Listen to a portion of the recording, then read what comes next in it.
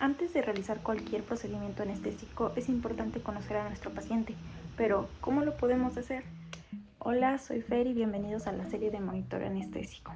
El video anterior revisamos conceptos clave como que es el monitoreo, sus objetivos y el papel del anestesista, pero en este video vamos a indagar un poco más en todo lo que se debe revisar antes de realizar un procedimiento anestésico. Así que si quieres conocer más sobre el tema, quédate en este video. Primero vamos a hablar sobre la historia clínica. La historia clínica es un documento que tiene tanto peso legal, médico y administrativo, que incluye de manera clara, ordenada y completa la información médica de cada uno de nuestros pacientes animales. Esto va desde los diagnósticos, los tratamientos y la evolución clínica de cada paciente. Dentro de esta historia clínica podemos incluir lo que es la anamnesis. La anamnesis es una breve entrevista que se realiza al tutor o propietario de nuestro paciente, donde nos va a dar una serie de datos para obtener un estado de salud subjetivo de nuestro paciente. Lo puede dividir en 3 categorías de datos como de datos hacia donde vamos a orillar nuestras preguntas. Primero va a ser la primera categoría, la que yo pude deducir lo que serían datos propios de nuestro paciente. Esto va a incluir la especie, la raza, la edad, el peso, el sexo, si hablamos de un paciente esterilizado, castrado, o en el caso de las hembras, si es una hembra gestante. En la segunda categoría vamos a obtener todos los datos o antecedentes clínicos.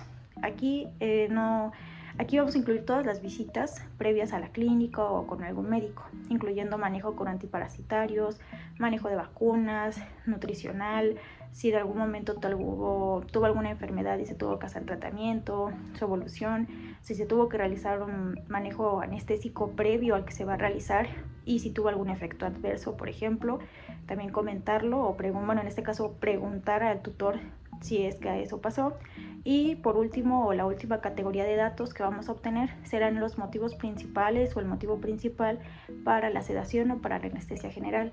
Esto va a incluir o va a ir relacionado a preguntar sobre la duración y la gravedad del problema con el que llega el paciente a la consulta, los signos físicos anormales que se lleguen a detectar, si ya se había realizado algún tratamiento o si ha tenido alguna evolución, etc. Todo esto, después de recopilar todos estos datos, vamos a tener, como les decía, una idea subjetiva del estado de salud de nuestro paciente. Pero para ahora recopilarlo en datos, vamos a pasar al siguiente punto, que es a la exploración física. En medicina veterinaria utilizamos 4 técnicas para la exploración física, que son la inspección, auscultación, palpación y percusión, pero no se utilizan de una forma aislada, sino que se han tratado de utilizar estas 4 técnicas en un solo examen físico sistemático. Encontré 2 formas de dividirlo o de realizarlo. La primera es a través de pasos, son 16 pasos y se los voy a estar colocando en la pantalla al mismo tiempo que se los menciono, que van desde el peso, el estado mental, la temperatura, frecuencia cardíaca, frecuencia respiratoria, pulso, tiempo de llenado capilar, membranas mucosas, porcentaje de hidratación, reflejo de glutorio, reflejo tusígeno, palmopercusión, nódulos linfáticos, cavidad abdominal, cavidad torácica y condición corporal. Y la otra forma en la que pude también encontrarlo o como lo ordenan es en una revisión de la condición corporal, del porcentaje de hidratación, del sistema cardiovascular, del sistema respiratorio, sistema gastrointestinal y el sistema urinario, la revisión del sistema tegumentario y del sistema nervioso central.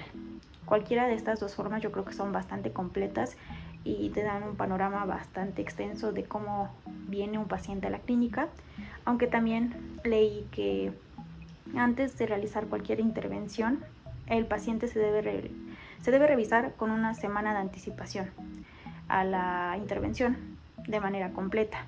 El mismo día de la intervención se debe revisar de una manera superficial y en pacientes de urgencia se debe hacer una revisión mucho más exhaustiva. Pero esto me va a llevar al siguiente punto que vamos a tocar, que va a ser cómo voy a poder clasificar a mis pacientes si son de urgencia o no. La Asociación Americana de Anestesiología, por sus siglas en inglés ASA, ha desarrollado una escala que nos ayuda a evaluar el estado físico de nuestros pacientes. Es una escala que se desarrolló inicialmente para humanos, pero se ha utilizado mucho en medicina veterinaria. Esta escala va del 1 al 5 y tiene un espacio para una letra que es la E y se las voy a explicar a continuación para que vean o para que tengan una mejor idea de qué pacientes entrarían en qué categoría. En el número 1 se considera todo paciente normal y sin enfermedad. Aquí entrarían todos los animales sanos. En el número 2, todo paciente con enfermedad sistémica leve que no limita el funcionamiento, por ejemplo, una diabetes controlada. En el número 3 son los pacientes con enfermedad sistémica moderada que limita el funcionamiento, por ejemplo, una enfermedad cardíaca sintomática. En el número 4 son todos los pacientes con enfermedad sistémica grave que es una amenaza constante para la vida, como por ejemplo una sepsis. En el número 5 se considera a todos los pacientes moribundos y que no se espera que vivan más de 24 horas si no se intervienen quirúrgicamente como pacientes en shock. Y finalmente la letra E, donde entran todos los pacientes descritos como una situación de urgencia, por ejemplo, pacientes con dilatación volvulogástrica. Ahora que ya sabemos esto de la categoría ASA, los pacientes que entran o que son categoría 3 o mayor presentan una probabilidad 10 veces mayor a tener complicaciones anestésicas en comparación a pacientes que son categoría 1 o 2. Y para que nuestros pacientes estén correctamente categorizados en el ASA, es súper importante, como les mencionaba con anterioridad, realizar un examen físico exhaustivo para tener la mayor cantidad de datos posible y de información posible sobre el estado de salud de nuestro paciente.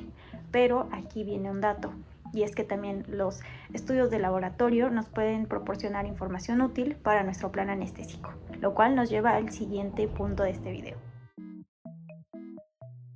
La elección de las pruebas a realizar va a depender de diversos factores, como va a ser la edad del paciente, la intervención o procedimiento que se va a realizar, enfermedades concurrentes y obviamente el costo de cada una de estas pruebas. Pero también hay que considerar si algunas van a tener que complementarse también con otras. A continuación les voy a dar algunos casos y qué tipo de pruebas se puede utilizar para cada uno. En animales jóvenes y sanos, lo recomendado solicitar como mínimo es hematocrito, proteínas totales, glucosa, nitrógeno ureico y creatinina. En animales mayores o enfermos, el hemograma, la bioquímica sérica y el análisis de orina son más exhaustivos y pueden resultar útiles para la identificación de problemas ocultos o indicar la necesidad de realizar otras pruebas. La realización de pruebas de dirofilariasis depende de la ubicación geográfica y de los antecedentes del desplazamiento de cada animal. Cualquier animal que presente signos de disfunción de la glándula tiroides debe ser evaluado, estabilizado y se deben realizar pruebas de función tiroidea. En animales que presenten un alto riesgo de hemorragia debido a raza o alguna enfermedad o el propio procedimiento quirúrgico, debe comprobarse si sufre de coagulopatías, realizar pruebas de coagulación o la determinación específica de un factor. En animales geriátricos, en aquellos con signos de enfermedad cardíaca y en los que presenten signos de otras enfermedades que puedan causar arritmias, se recomienda un cribado electrocardiográfico sistemático y ecocardiografía. Y el uso de radiografías puede emplearse para un cribado sistemático, evaluar el tamaño y la forma de órganos internos, identificar la posición de un órgano anormal, estructuras, densidades o para evaluar un problema en particular. A medida que se obtenga más información de nuestro paciente con ayuda de los estudios de laboratorio, puede que varíe la evaluación de riesgo de la anestesia, pero ahora hay que considerar los factores de riesgo. Un factor de riesgo en anestesia es aquella condición del paciente o del procedimiento que aumenta la probabilidad de que ocurra alguna complicación durante o después de la anestesia. Que aumente la probabilidad de que algo suceda no significa que sea una regla que algo malo vaya a pasar, pero siempre se debe tener en cuenta y mantenerlo aquí en nuestra cabecilla de que hay una posibilidad de que algo suceda. Dentro de los factores de riesgo generales que aplican tanto para perros como para gatos, encontré que se considera la condición corporal, el tamaño corporal, el peso y la edad del paciente. Ahora, dentro de los factores de riesgo para perros, encontré los siguientes. El primero es que no hay una predisposición racial evidente, pero se sabe que los perros braquicéfalos o brachiocefálicos tienen un riesgo mayor que el resto de los perros. Ahora, el segundo punto es el uso de mascarillas y de agentes inhalatorios como único agente para la inducción y el mantenimiento de la anestesia. Y el tercero es que se use la ventilación con presión positiva intermitente debido al uso de estrategias de ventilación o de equipos inadecuados. Ahora, los factores de riesgo específicos para gatos son los siguientes. El primero es la intubación endotraqueal. Esto es un tema algo controversial por lo que leía, pero se debe hacer de manera muy delicada y evaluar en cada caso, ya que por una mala manipulación o exceso de fuerza se puede provocar irritación, edema laríngeo o problemas durante la extubación. El segundo punto es la sobrecarga de fluidoterapia perioperatoria. El tercero es la falta de control del pulso periférico o que no se use un pulsioxímetro. Y el cuarto es que muchas veces con los gatos se cree que la sedación es mucho más tranquila, cuando leía que se puede considerar que la sedación y la anestesia general pueden compararse en el grado de mortalidad que presenta para el paciente. Esos serían los factores de riesgo, tanto para perros como para gatos y de manera general. Pero recuerden que hay que individualizar a cada uno de nuestros pacientes, contemplar cada paciente como un ser individual y no aplicar una fórmula o que para pacientes sanos siempre va a ser el mismo plan o que cada paciente va a requerir los mismos estudios preanestésicos o ejemplo como ahorita les menciono de los factores de riesgo puede que varíe entre cada uno de nuestros pacientes, a lo mejor en gatos algunos sí lo podemos intubar, a otros no, etcétera, etcétera. Eso sería todo por el video de hoy. Creo que fue bastante información. Lo resumí lo mejor que pude. De todas maneras, les voy a dejar en la descripción el libro en el cual me basé. Les voy a dejar el libro y el nombre del capítulo. Creo que fueron 2 capítulos. No recuerdo muy bien si fueron 2 o 1, porque fue bastante información. Y la verdad, a mí me gustó mucho realizar este capítulo. Sí me tomé un tiempecito realizando el guión, pero espero les haya gustado, tanto como a mí. Cualquier tema en específico de este capítulo que les gustaría profundizar, lo podríamos realizar fuera de la serie, no necesariamente en esta serie. No sé, como por ejemplo el examen físico general lo podemos profundizar, no sé, algún estudio de laboratorio lo podemos profundizar. Digo, también me va a ayudar mucho a mí o a ustedes también si les interesa saber. Digo, como por ejemplo estaba haciendo mis anotaciones también de como cosas de que no, pues es que aquí se ausculta, aquí vas a escuchar esto, aquí el otro, etcétera, etcétera. Por eso les digo, cualquier tema que les gustará profundizar lo podemos hacer sin ningún problema. Les ayuda tanto a ustedes como para mí ir perfeccionando cada día y pues espero les haya gustado.